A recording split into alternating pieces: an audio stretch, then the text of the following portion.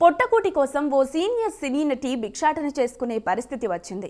ఇప్పుడు ఏపీ ప్రభుత్వ కరుణ కోసం గుంటూరులో ఎదురు చూస్తోంది. ఆ నటి ఎవరో కాదు, Pakeezah alias Vasuki.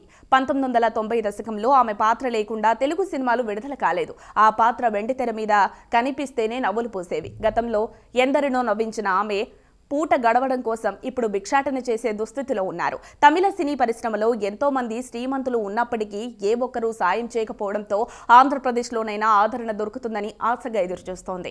AP CM Chandrababu Naidu, deputy CM Pawan Kalyan కలిసేందుకు ప్రయత్నాలు చేస్తున్నారు. సినిమాల్లో బిజీగా ఉన్నప్పుడే జయలలిత పిలుపుతో రాజకీయాల్లోకి ప్రవేశించింది. ఆ తర్వాత కుటుంబ వ్యవహారాల కారణంగా ఆర్థికంగా నిలదొక్కుకోలేదు. జయలలిత ఉన్నంత వరకు బాగానే గడిచిపోయినా ఆమె మరణం తర్వాత ఇప్పుడు పాకీజాకి ఆర్థిక ఇబ్బందులు మొదలయ్యాయి. దీంతో ఇప్పుడు గడవడమే కష్టమైపోతోంది. తన దుస్థితి చెబుతూ వీడియోలు తీసి తమిళ పరిశ్రమలోని ప్రముఖ నటులు అందరికీ పంపింది పాకీజా. కానీ ఒక్కరు కూడా స్పందించలేదు. తెలుగు సినీ పరిశ్రమలో చిరంజీవి, నాగబాబు, మోహన్ బాబు కుటుంబం స్పందించి ఆదుకున్నారు.